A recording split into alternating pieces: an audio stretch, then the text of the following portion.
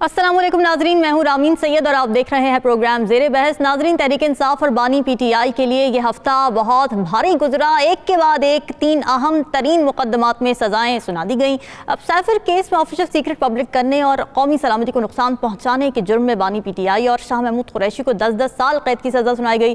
फिर तोशाखाना केस की बारी आई, उसमें बानी पीटीआई और उनकी अहलिया बुशरा बीबी को करप्शन के जुर्म में 14-14 साल कैद बामुशक्कत की सज़ा सुनाई जाती है। और इसके बाद आज हमने देखा कि इद्दत के दौरान निकाह के केस में दोनों को 7-7 साल कैद सजा सुना दी जाती है, क्योंकि अदालत में यह साबित हो गया कि निकाह गैर शरई और गैर कानूनी है, क्योंकि वो इद्दत के दौरान किया गया था।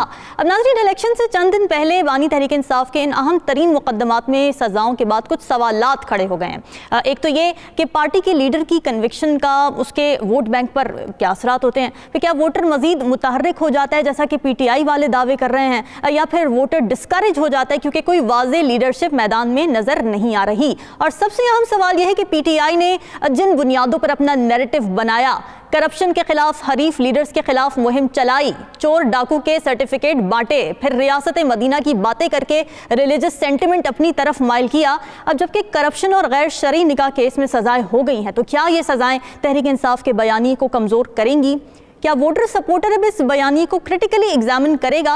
और जिस तरह सोशल मीडिया पर एक जोशो जज्बा नजर आता है, क्या ऑन ग्राउंड इंतखाबात के दिन ये जज्बा चैनलाइज भी हो पाएगा? इसी पर बात करेंगे। प्रोग्राम के पहले से में हमें ज्वाइन कर रहे हैं सीनियर तजियाकार नजमू साकिब साहब, राव खालिद साहब इस्लामाबाद स्टूडियो से हमारे साथ मौजूद हैं, जबकि हमारे रिपोर्टर साकिब बशीर भी हमारे साथ मौजूद हैं। आप सभी का बहुत शुक्रिया। नजमू साकिब साहब, एक ऐसी पार्टी जिसने अपना एक इमेज बनाया, साफ चली, शफाफ चली, फिर रियासत मदीना के नारे लगाए, कितना बड़ा डेंट है ये ऐसे लीडर के ऊपर जिसने इन तमाम चीज़ों पर अपना बयानिया बनाया और फिर उसी नौयत के कन्विक्शन सामने आ गए, उसी नौयत की जुर्म में सज़ाएं दे दी गई। कितना हर्टिंग हो सकता है ये किसी भी सियासी लीडर के लिए और उसके सपोर्ट बेस के लिए? शुक्रिया रामीन। देखिए, सर्दियां भी हैं और फिर आपने जो इंट्रो दिया है तो शोएब बिन अजीज़ का वो मशहूर व मारूफ शेर है, उधर से शुरू करते हैं जी कि अब उदास फिरते हो सर्दियों की शामों में, वाह, अब उदास फिरते हो सर्दियों की शामों में, इस तरह तो होता है इस तरह के कामों में। अब ये है कि आपने ये जो डेंट की बात की है, सोशल मीडिया की बात की है। देखिए जो सोशल मीडिया में जज्बा नजर आ रहा है ना, हमें काफी अरसे से नजर आ रहा है, वो तो मौजूद होगा, लेकिन वो इस कदर ज्यादा उसकी जो रिफ्लेक्शन है आपकी वोटिंग में होगी कि नहीं, इसके बारे में मुझे मैं थोड़ा सा मशकूक हूं इस बारे में। क्योंकि होता ये है कि एक कमरे में बैठ के चुपके से किसी कंप्यूटर पे या अपने सेल फोन पे को काम करना, को व्हाट्सएप मैसेज देना, ये कुछ और बात है। मैदान में जाके लाइन में खड़े होके आप वोट देना, ये कोई और बात है। अच्छा, फिर उसमें यह भी होता है कि आपको अपने पोलिंग स्टेशन का पता होना चाहिए। अब बहुत सारे लोग जो सोशल मीडिया की वजह से आपस में जुड़े हुए हैं, उसमें यह है कि उनको पूरी तरह से शायद पता नहीं है कि किस पोलिंग स्टेशन पे जाना है। ऐसा ना हो कि आप ऐसे पोलिंग स्टेशन पे जाएं जहां पे आपको पता लगे जी आपका तो ये वोट ही नहीं है, यहाँ पे तो वोट ही नहीं है, और फिर वो जो हमने हल्का बंदियां देखी उसका भी हमने ख्याल करना है। तो सबसे पहले तो ये अवेयरनेस आनी चाहिए, नंबर 1, कि सोशल मीडिया में ये नहीं हो रहा इलेक्शन, ये ग्राउंड में हो रहा है। दूसरा ये कि आपको पता होना चाहिए कि आपने घर से बाहर निकल के आपने तैयार होके लाइन में खड़े होके, और उसके टाइमिंग है बाकायदा तौर पे कि कितने बजे से कितने बजे तक ये आपकी वोटिंग होगी, आपने अपने मुतल्लिका पोलिंग स्टेशन पे जाना। तीसरी बात इसमें यह आती है कि आमतौर पे तासुर ये है कि सोशल मीडिया जो है वो कुछ नौजवानों का काम है, उसमें कुछ नौजवान हैं। मैं तो रामीन ऐसी दादी जान को जानता हूं जिन्होंने के बाकायदा तौर पे मेरे सामने क्लिक किया और कहा कि देखो मैंने इसको जो है ना बेल आइकॉन किया है, अब मुझे इसकी आती रहेंगी रिपोर्टें। मैं एक ऐसे दादा जान को भी देखा मैंने जिन्होंने कहा कि ये कायदे आज़म की तस्वीर है, ये पाकिस्तान का परचम है। यार ये एक ही दफ़ा लाइक क्यों होता है? मैं तो इनको बार बार लाइक करना चाहता हूं।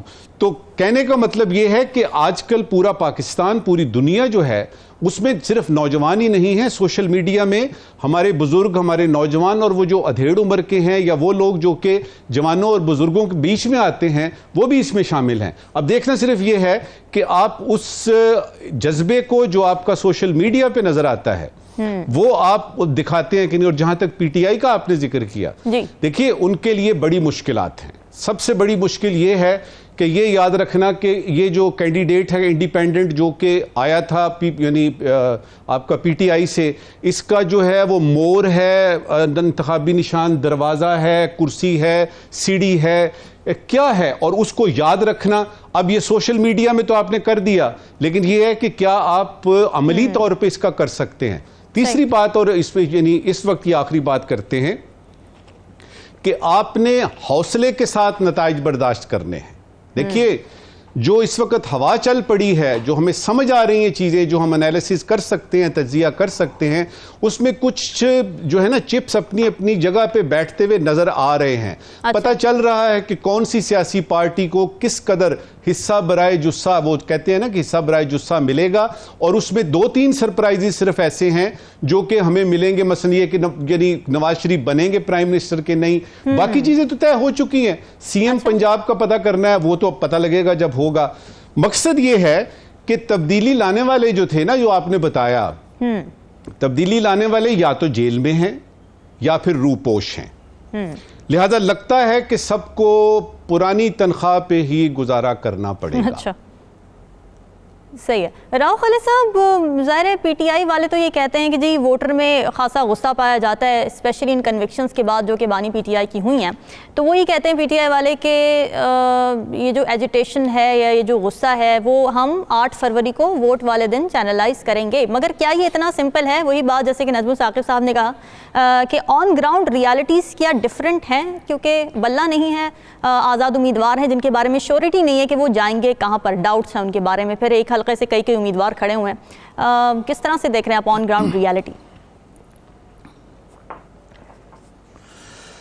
ऑन ग्राउंड रियलिटीज़ का तो जिक्र करेंगे, लेकिन पाकिस्तान की अपनी कुछ रियलिटीज़ हैं। तो उनके साथ जिन सियासतदानों ने जीना सीख लिया है वो कामयाब सियासतदान गिने जाते हैं। जिनको जीना नहीं आया या जीना नहीं सीख रहे या ना सीख पाएंगे, तो वो तो हम देख चुके हैं। फातिमा जिन्ना से लेके जुल्फ़िकार अली भुट्टो से लेके तो एक लंबी लाइन है। वो पाकिस्तान की रियलिटीज़ के साथ, उसके साथ एडजस्ट करना, उसके साथ चलना और उसी तरह से चलना जिस तरह पाकिस्तान के मफाद में है या पाकिस्तान की बेहतरी के लिए है या पाकिस्तान के लिए रिक्वायर्ड है, वो बेसिक रियलिटी ये है हमारी। ठीक है। तो हमने देखा जब रिजल्ट्स आते थे पहले, कभी तो वो होता ये था कि पीटीवी को फैक्स आता था और उनको कहा जाता था ये रिजल्ट अनाउंस कर दें, तो वो अनाउंस हो जाता था। तो उसके बाद उस पर बड़ी मॉडिफिकेशंस हुई, मुख्तलिफ तरीके आए। फिर ये हुआ कि एक गवर्नमेंट को करप्शन पे फारिग किया गया, एक इम्प्रेशन उसका क्रिएट हुआ, एक नैरेटिव जिसको हम अब बयानियाँ बहुत ज़्यादा इस्तेमाल होता है, एक नैरेटिव होता था कि लोगों को ये बावर कराया जाता था और लोग ये अंडरस्टैंड करते थे कि यार इसको वापस लाने के लिए थोड़ा निकाला गया। तो वो एक वेव चेंज होती थी। फिर एक इलेक्टेबल्स का फिनोमेना आया, फिर इलेक्टेबल 60-70 आ गए जो मूव करते थे, तो जिस पार्टी की तरफ जाते थे 2008 में, 13 में और फिर 18 में हमने देखा वो मूव हुए तो वो उधर चले गए। अब एक डिफरेंट सिचुएशन है। आप तो उसका इलाज भी डिफरेंट तरीके से यकीनन होगा। वो उस सिचुएशन में हुआ ये है कि लोगों ने ये समझा कि शायद ये बड़ी ज़्यादती होगी, जो एक पार्टी को वोट ऑफ नो कॉन्फिडेंस निकाल दिया गया और एक नैरेटिव बहुत ज़्यादा लोगों ने उसको अप्रिशिएट किया, अपील किया उस नैरेटिव ने। लोगों ने कहा जी हमने तो ये पार्टी के साथ ज्यादती हो गई है। वो चलते चलते डिले होते होते होते अगर टाइमली इंतखाबात हो जाते शायद वो इतना डैमेजिंग ना होता वो नैरेटिव। अच्छा। तो with the passage of time और with the acts of the different governments, PDM की गवर्नमेंट की अपनी नालायकी, उनकी महंगाई और बाकी जो इकदाम थे उससे और अब आके जो है ये सारा सिलसिला जो हमारे यहाँ एक वो सुल्तान राई टाइप बंदा समझा जाता है, वो जुल्म के खिलाफ खड़ा हो गया तो फिर सुल्तान राई बल्ले बल्ले हो जाती है। मुशर्रफ कुरैशी को कोई नहीं मानता, फिर चाहे मुशर्रफ कुरैशी जितना मर्जी शरीफ आदमी हो, लेकिन पर्दा स्क्रीन पे विलन है तो वो फिर विलन के खिलाफ सारी कौम खड़ी हो जाती है कि हाँ जी ये जज्बा तो बहरहाल मौजूद है। लेकिन पाकिस्तान की रियलिटीज़ और ग्राउंड रियलिटीज़ पे जब हम जाते हैं तो उसमें हमें देखना ये पड़ेगा, वोटर्स की तादाद बहुत बड़ी है, वो बड़ा फैक्टर है। यंग वोटर्स है बहुत ज़्यादा, और वो एक ख़ास लीडर से या पार्टी से मुतासर नज़र आता है। जो अभी तक सर्वे हैं या जो चीज़ें हैं ये अल्लाह बेहतर जानता है, रिजल्ट जब आएगा तो वो उनका वोट किधर जाता है या वो वोट डालते भी या नहीं डालते।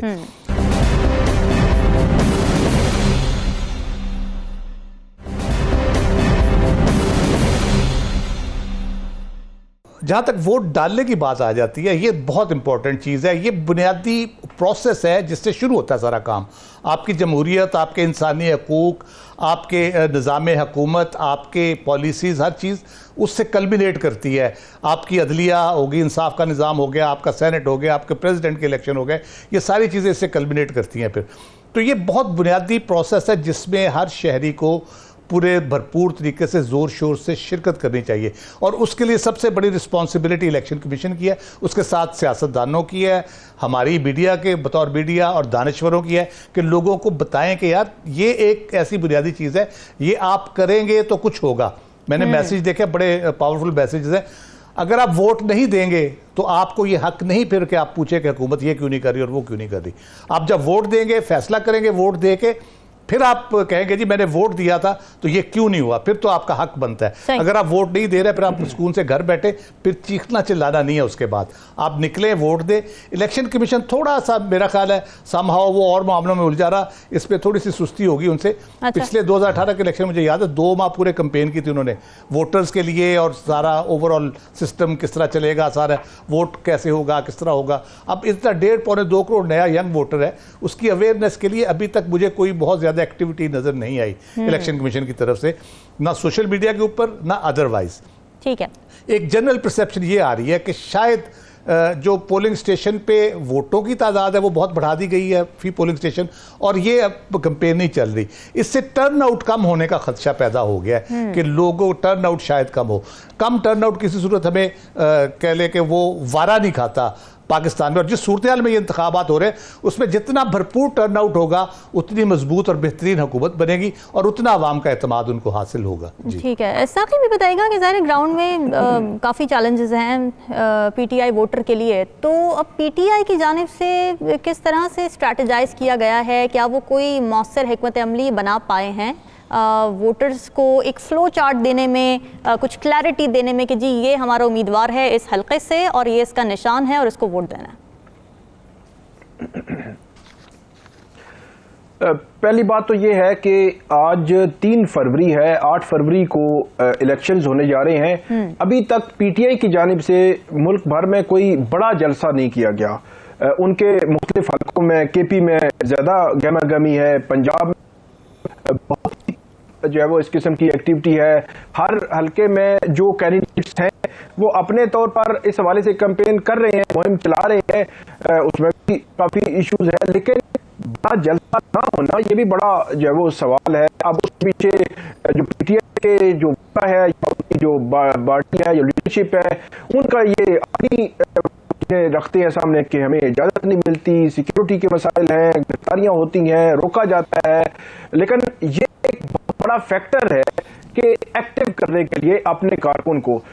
इसके अलावा दूसरा जो मामला है सोशल मीडिया के हवाले से कि पीटीआई ने एक ही हथियार इस्तेमाल किया है इस वक्त, और मेरा ख्याल है 8 फरवरी का इलेक्शन ये डिटरमिन करेगा कि क्या सोशल मीडिया इफेक्टिव है या नहीं है। उसकी वजह यह है कि पीटीआई ने पूरा फोकस इस वक्त सोशल मीडिया पे किया हुआ है। उनकी वेबसाइट देखें, उनकी एक वेबसाइट ब्लॉक हुई, उन्होंने दूसरी बना ली। उन्होंने वेबसाइट पे एक हर हलके में हर अपने कैंडिडेट को जिसको उन्होंने नॉमिनेट किया हुआ है उसका अलग अलग निशान जो है वो कोशिश कर रहे हैं कि वेबसाइट पे मौजूद हो। वो ट्विटर, फेसबुक, इसके अलावा सोशल मीडिया तमाम एप्स, व्हाट्सएप ग्रुप्स, मतलब व्हाट्सएप व्हाट्सएप ग्रुप्स उन्होंने बनाए हैं कि उसको इस्तेमाल कर रहे हैं। बहुत ही बड़े पैमाने पर वो ये कोशिश कर रहे हैं कि लोगों तक ये पैगाम पहुंचाया जाए।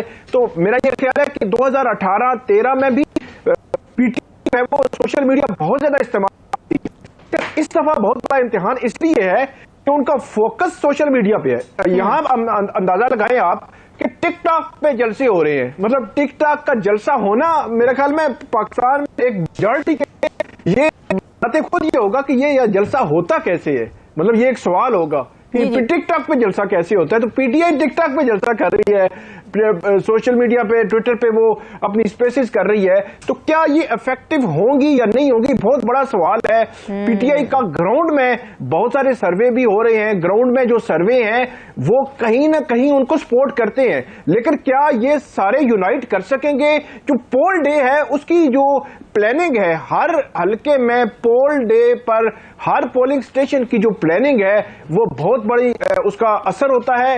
वो इफेक्टिव अगर नहीं होगी, पीटीआई का वोटर बहुत बड़े पैमाने पर भी मौजूद हुआ तो उनको यूनाइट ना किया जा सका, एक्टिव ना किया जा सका, ऑर्गेनाइज करके पोलिंग डे पर उस पोलिंग स्टेशन पर पहुंचाया ना जा सका, और इसको इन्होंने ऑर्गेनाइज ना किया हर हल्के में, जो मुश्किल नजर आ रहा है। उसकी कि जो 70 to 75% उनके वो कैंडिडेट्स हैं जो पहले इलेक्शन ही नहीं लड़ा, बाकी जो लोग जिन्होंने इलेक्शन लड़े हैं वो भी उस तरह जो है वो आवाम में नहीं गए, क्योंकि उनको कहीं ना कहीं हर्डल्स आज भी मौजूद हैं।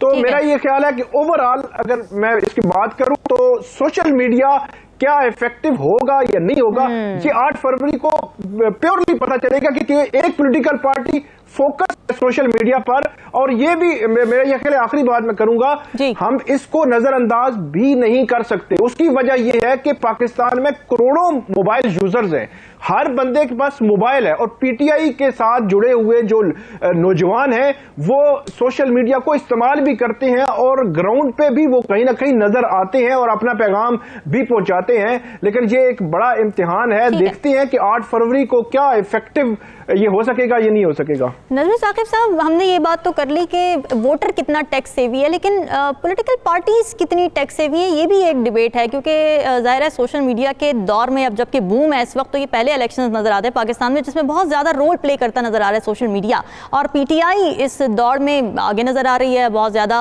हर जगह पे प्रेजेंस है उनकी सोशल मीडिया, और बाकी पार्टीज जो है वो उतनी मुतहर्रिक सोशल मीडिया पर एटलीस्ट नजर नहीं आती। तो आपको लगता है इससे नुकसान कोई हो सकता है दूसरी पॉलिटिकल पार्टीज को, या इससे कोई फर्क नहीं पड़ता?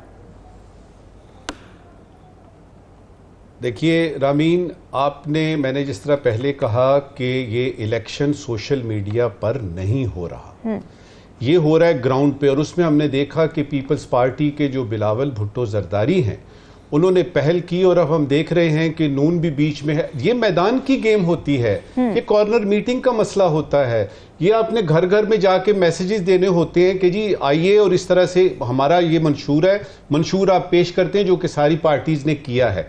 अब उसमें ये कहना कि जी बाकी पार्टियां क्यों कर रही हैं, बाकी पार्टियां तो वो कर रही हैं एज वो कहते हैं ना कि do in Rome as the Romans do, वो कर रही है जो कि हर पाकिस्तान के इलेक्शन में होता है। जो भूल गई है ना बातें वो वाली, वो ये है कि ये पाकिस्तान है, इसमें इलेक्शन जो आज तक हुए हैं वो किस तरीके से हुए हैं, उसमें किस तरीके से आप वोटर को अट्रैक्ट करते हैं।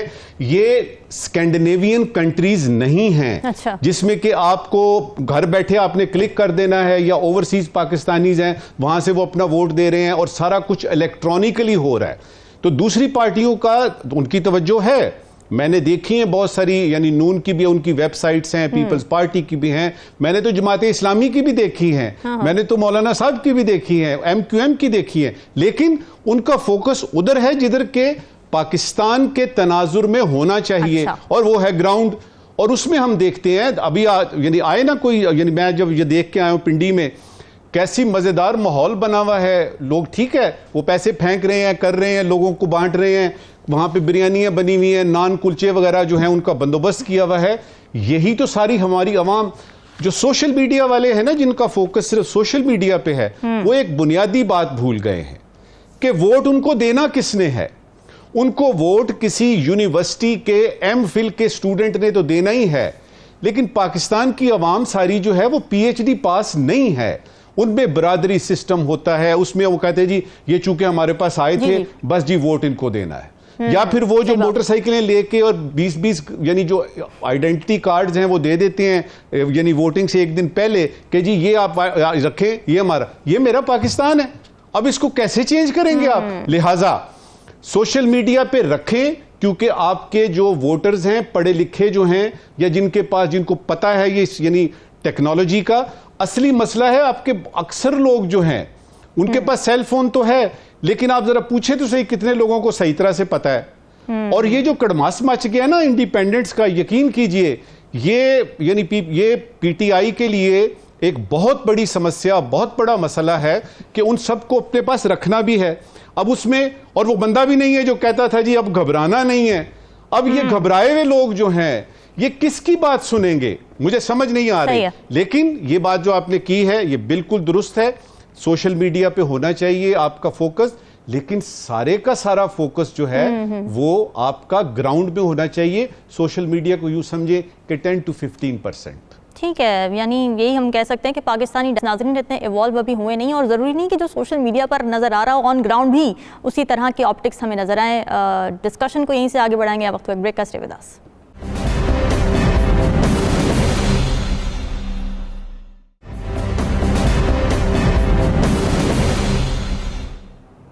वेलकम बैक नाज़रीन। इलेक्शन में अब सिर्फ 5 दिन बाकी रह गए हैं और तमाम पार्टियां भरपूर तरीके से अपनी अपनी कैंपेन चलाती नजर आ रही हैं। नून लीग पंजाब से 100 से ज़्यादा सीटें लेने के दावे कर रही है, मगर साथ साथ सीट एडजस्टमेंट भी करती नजर आ रही है। तहरीक इंसाफ का प्लान भी एक सामने आया है, इनके तर्जुमान है रऊफ हसन साहब। उन्होंने कहा कि इंतखाबात जीतने के बाद उम्मीदवारों के लिए पार्टी ज्वाइन करना हुई तो पीटीआई के पास मुतबादिल के तौर पर 3 पार्टियां मौजूद हैं, नाम उन्होंने नहीं बताया। बहरहाल दूसरी जानिब पीपल्स पार्टी की नज़रें विफाक पर जमी हुई हैं और वो आज़ाद उम्मीदवारों और पीटीआई के वोटर को लुभाने की कोशिशें कर रही हैं। तो नाज़रीन यहाँ सवाल ये पैदा होता है कि क्या किसी भी जमात को ये यकीन नहीं है कि वो तने तनहा एक तगड़ी हुकूमत बना लेंगे, और अगर नहीं तो फिर किस जमात के साथ मखलूत हुकूमत बनाने के ज़्यादा आसार नज़र आ रहे हैं? इसी पर ओपिनियन जान लेते हैं अपने एनालिस्ट का।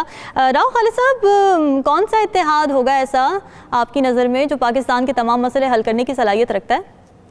अच्छा, ये 2 मुख्तलिफ चीज़ें हैं, इत्तेहाद और पाकिस्तान के तमाम मसाइल हल करना। अच्छा। ये बिल्कुल ही मुख्तलिफ चीज़ें हैं। वो तो इसीलिए इत्तेहाद बनाना चाहते हैं। देखा पीडीएम से पहले पीटीआई का जी पीडीएम से पहले पीटीआई भी इत्तेहाद ही था एक तरह से। वो भी आपने देखा 2008 में पीपल्स पार्टी और नून इकट्ठे ही शुरू हुए थे, दोनों बड़ी जमातें थी, उन्होंने इकट्ठी हुकूमत शुरू की थी और जल्दी लड़ पड़े आपस में। वो उनके वो कहते पंजाबी कहते पांडे वखरे कर ले। तो वो ये इत्तेहाद बनाना, हुकूमत लेना, ये इज़ डिफरेंट ऑल टुगेदर। और सबसे इंपॉर्टेंट सवाल आपका यही है, मुल्क कैसे चलाया जाएगा। हम अगर तारीख देखें इन जमातों की, पीटीआई समेत, तो हमें अंदाज़ा होता है कि मुल्क चलाने के लिए जो रिक्वायर्ड सलाहियत और रिक्वायर्ड ह्यूमन रिसोर्स, वो एक्सपर्ट्स, वो विजन, वो पॉलिसीज़ जो चाहिए हमें उस तरह से वो नज़र नहीं आई।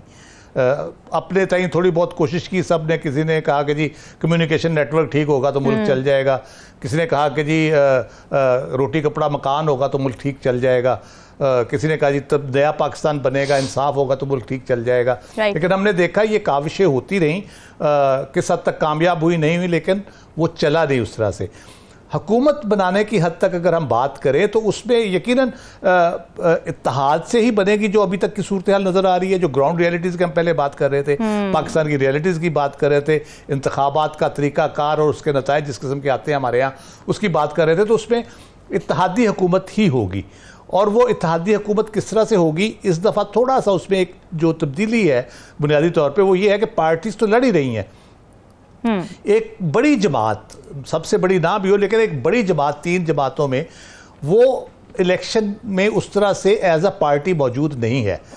उसके उम्मीदवार मौजूद हैं जिसको वो ओन करते हैं। उम्मीदवार मुंतखब होने के बाद उस पार्टी को ओन करते हैं नहीं करते, ये एक बड़ा सवालिया निशान है। सही बात है। अगर वो नहीं ओन करते पार्टी को, वो आज़ाद उम्मीदवार किधर जाएंगे, क्या जरदारी साहब, क्या PMLN उनको अट्रैक्ट करने में कामयाब हो जाएगी, क्या IPP उनको पकड़ लेगी, या कोई उनको कान से पकड़ के किसी जगह पे बिठा देगा?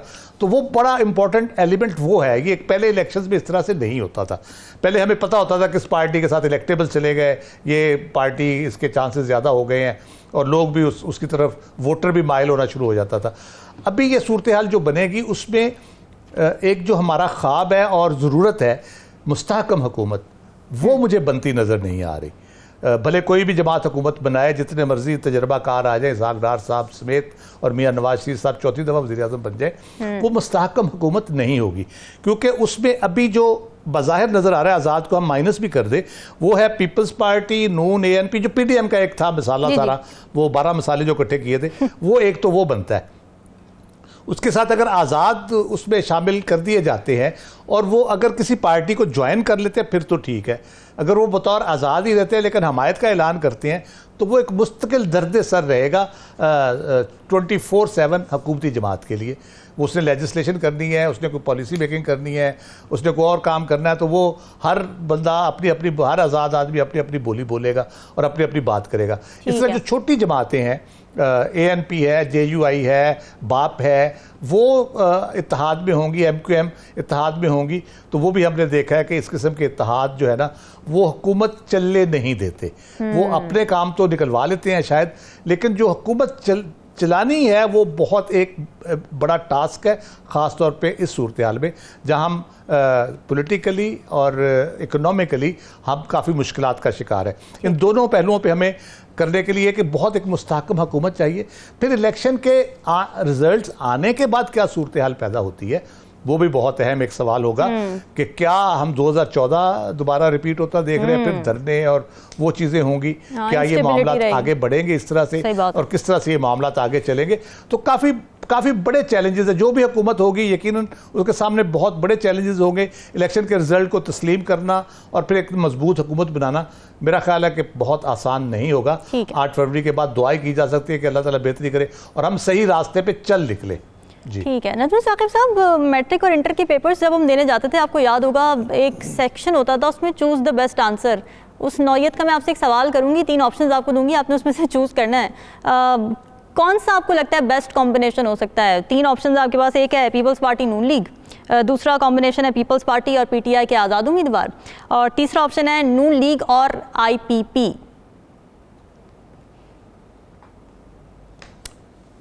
ये तो बहुत ही आसान सवाल आपने किया रामीन, और आपने अच्छा किया कि प्रोग्राम से पहले नहीं बताया, क्योंकि जवाब तो इसका इतना आसान है। देखिए, ये तीनों ऑप्शन जो है ना, ये असल में एक ही ऑप्शन है। मुझे ये बताइए, आप मंशूर तो बड़े सारी पार्टियों का, आप मंशूर बड़े सारी पार्टियों का, उसमें सही मसाइल की तरफ किसी ने तवज्जो दी है? मिसाल के तौर पे क्या पॉपुलेशन ग्रोथ पे किसी ने बात की है कि इसको हम यानी पकड़ेंगे, लोगों की तादाद बहुत हो रही है, जमीन पे बोझ बहुत पड़ रहा है, किसी ने बात की है? क्या किसी ने ये बात की है कि अमीरों से टैक्स लेंगे? क्या किसी ने बात की है कि सुपर सब्सिडीज खत्म कर देंगे? नहीं, वो बिलावल भुट्टो साहब ने जैसे कहा है ना कि मिनिस्ट्रीज कुछ खत्म करने जा रहे हैं, वो जो कि हुकूमती खजाने पर बोझ है। आपको लगता है वो ठीक स्ट्रेटजी है, उससे होगा फायदा? ये हम बहुत पहले से सुन रहे आ रहे हैं कि मैं आऊंगा, मैं जब बन जाऊंगा तो गवर्नर हाउसों पे मैंने पता नहीं ट्रैक्टर चढ़ा देने हैं और यूनिवर्सिटियों को ये कर देना है और वो कर देना है, और फिर हम देखते हैं कि वही शख्स जो है वो अपने यानी 15 किलोमीटर का फासला भी हेलीकॉप्टर पे तय करता है। आप किसकी बात कर रहे हैं? हम पाकिस्तानी हैं, हमें पता है कि बात करना, मंशूर पेश करना ये कुछ और चीज है, इलेक्शन जीत के उसके बाद मुंह मोड़ लेना और उस कॉन्स्टिट्यूएंसी में उस वक्त तक ना जाना जब तक कि नए इलेक्शन नहीं आते। तो अब आप किसकी बात कर रही हैं? देखिए, मुस्तहकम हुकूमत की जो आप बात कर रही हैं ना, उसमें यह है कि मुस्तहकम हुकूमत के लिए एक मुस्तहकम इलेक्शंस की जरूरत है। ठीक है। मुस्तहकम इलेक्शंस के लिए पार्टियों का, मुख्तलिफ पार्टियों का जो है वो सही मंशूर होना, उनका एदे नस्सिरातल मुस्तकीम, सीधे रास्ते पे चलने की उनकी जो है ना वो हो, ताकत हिम्मत हो, उसके लिए मुझे ये लगता है कि ये जो इस वक्त के इलेक्शन है ना, ये तगड़े इलेक्शन नहीं है, वो तो सब कह रहे हैं। अच्छा। ये तगड़े इलेक्शन कराने के लिए एक रिहर्सल समझ लीजिए। वो कब होंगे तगड़े इलेक्शन? इसमें बताया जाएगा जो नतीजे निकलेंगे, मैं वही तो बताने लगा हूं, ये जो इसमें नतीजे निकलेंगे वो एक तरह से ट्रेंड सेट करेगा कि अगले इलेक्शन जो हैं, और चूंकि पाकिस्तान में हुकूमतें 3 साल, 3.5 साल, 2.5 साल, और ये जो पीडीएम की थी ये तो 16 महीने की थी, तो उसमें तो कोई मियाद है नहीं। 5 साल की मजबूत और मुस्तहकम हुकूमत बनाने के लिए इस वक्त की जितनी सियासी जमातें हैं वो इस काबिल नहीं है कि आपस में मिल बैठ के फैसला करें कि आओ यार मुल्क की बात करते हैं, अच्छा, अवाम की बात करते हैं, ये मईशत की बात करते हैं, ये सियासी अनसर्टेनिटी जो बेयकीनी है इसको ख़त्म करते हैं, अवाम के बारे में सोचते हैं। यकीन कीजिए अगर अवाम को ये सही तरह से पता लग जाए ना कि ये जो बिजली है, ये जो पानी गैस है, ये रियासत पाकिस्तान की बुनियादी जिम्मेदारियों में से है कि उन्होंने ये तो फराहम करने हैं, और वो भी अफोर्डेबल रेट्स पे। अब वो होता क्या है, वो तरसती है यार बिजली तो दें जितने मर्जी पर यूनिट आप पैसे ले लें। तो ये अवाम को, चूंकि अवाम की, और फिर एक और बात कि अवाम का कोई भी मुस्तहकम हुकूमत होती है ना, कोई भी गवर्नमेंट जो कि स्ट्रांग गवर्नमेंट है, उसमें दयानतदारी का पहलू नंबर 1 होता है। नंबर 2 ये होता है कि अवाम उन पे भरोसा करती है। आप कर लीजिए एक सर्वे अपने तौर पे, अपने मोहल्ले में, गली में, किसी जगह पे भी उनसे पूछें कि जी आपने, जो मैं कर चुका हूं, कि आप किस पार्टी पे भरोसा करते हैं कि ये पार्टी अगर बरसरे इक्तदार आई तो अवाम के मसाइल हल करेगी। यकीन कीजिए मिन हैसुल कौम ये जवाब है किसी पार्टी पे भी नहीं। अच्छा, इस हालत में जब किसी पार्टी पे भी अवाम का भरोसा ना हो, उसमें फिर क्या रह जाता है, यानी ये चॉइस रह जाती है जी आप नून को दें वोट, आप एमक्यूएम को दें वोट, आप इस्लामी जमात को वोट दें। लेसर इविल की तरफ आप जाते हैं, आप स्ट्रॉन्ग गवर्नमेंट की बजाय ढूंढते हैं इनमें से कम बुरा कौन, जाने में ही हम भलाई समझ, कम बुरा कौन है। अच्छा, एक दो बातें फटाफट। जी बिल्कुल, उसमें एक दो बातें जो मुझे इस इलेक्शन के बारे में नजर आ रही है ना, उनमें से एक पहली बात यह है कि ये कैसे इलेक्शन होंगे जिनके नतीजे अभी वोट पड़े भी नहीं और सारे लोग कह रहे हैं जी ऐसे होगा, ये प्राइम मिनिस्टर बनेगा, फलाना चीफ मिनिस्टर बनेगा, इतनी जो है वो सीटें वो ले। तो मुझे जो पॉलिटिकल साइंस का स्टूडेंट हूं मैं और साथ ही नफ्सियात का भी, मुझे ये पता है कि कोई भी इलेक्शन हो किसी किस्म का भी, उसमें कुछ सरप्राइज एलिमेंट्स होते हैं, ट्विस्ट। मेरी ख्वाहिश और दुआ ये है कि जो सरप्राइज हो वो प्लेजेंट हो। सरप्राइज ऐसा ना हो कि उसमें कुछ बहुत ज्यादा हिसाब किताब ऐसे हो कि हम सर पकड़ के बैठे हुए हों, पहली बात। दूसरा ये कि आपके लाखों नाजरीन को ये बताना है जो इस वक्त इलेक्शन की तैयारी कर रहे हैं कि उम्मीदवार को चुनिए, पार्टी को छोड़े, क्योंकि आपके काम जिसने कराने हैं ना वो आपके उम्मीदवार ने कराने हैं, पार्टी ने नहीं कराने। नंबर दो कि मैंने सुना है कि इलेक्शन से 2 दिन पहले आपकी इंटरनेट की सर्विसेज जो हैं बावजूद सिक्योरिटी के एंगल से शायद वो यानी डिसरप्ट हो, तो आप ये ध्यान में रखिएगा कि बाहर जब आप निकलें, 8 को है ना, 8 फरवरी को, तो 7 और 6 समझ लें, 6 तारीख से ये शुरू हो जाएगा, तो इसका भी आपने ख्याल करना है। तगड़े इलेक्शन, तगड़ी हुकूमत आएगी, लेकिन इस इलेक्शन और इस इलेक्शन के बाद जो आने वाली हुकूमत है वो तगड़ी नहीं हो सकती। हाँ, ये रिहर्सल है और उसके लिए बड़ा ज़रूरी है कि तमाम पॉलिटिकल पार्टीज जो है ना वो कम से कम अपना किबला दुरुस्त करें, इस पावर गेम से निकलें कि हमने हुकूमत बनानी है, अवाम की तरफ देखें, उनके मसाइल की तरफ देखें। आप यकीन कीजिए किसी पार्टी को अगर अवाम को ये यकीन हो कि ये बंदा, ये बंदे, ये पार्टियां, ये जब आएंगी इस बरसरे इक्तिदार तो हमारे काम करेंगी, आपको कन्वेंसिंग की जरूरत ही नहीं पड़ेगी। तो उनको आप पे इतना एतमाद होगा कि वो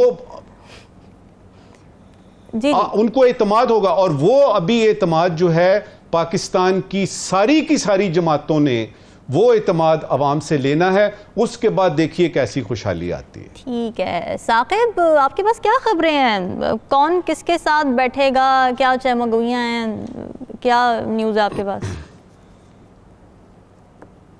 एक तो खबर वही जो अभी डिस्कस हुई कि जो आज़ाद हैं पीटीआई के, ये कहाँ जाएंगे। पीटीआई की जो लीडरशिप है आजकल, अडयाला जेल जो है वो मरकज़ बना हुआ है, तो वहाँ पे कुछ जो टॉप के लोग हैं उनसे मेरी बात हुई कि 8 से अगर तीन रोज में उनको किसी पॉलिटिकल पार्टी के साथ जाना हो या कुछ दिन मजीद लग जाए, तो क्या आपका प्लानिंग क्या है? क्योंकि इससे कबल ये जो है वो पता चला था कि प्लानिंग ये है कि जो इंट्रा पार्टी इलेक्शंस हैं वो करवा लिए जाएं और फौरन बाद जो है वो उस पॉलिटिकल पार्टी के हवाले से कोई जजमेंट सुप्रीम कोर्ट से कोई लेके या किसी अदालत से, तो वो तमाम लोगों को एक पार्टी के नीचे इकट्ठा कर दिया जाए।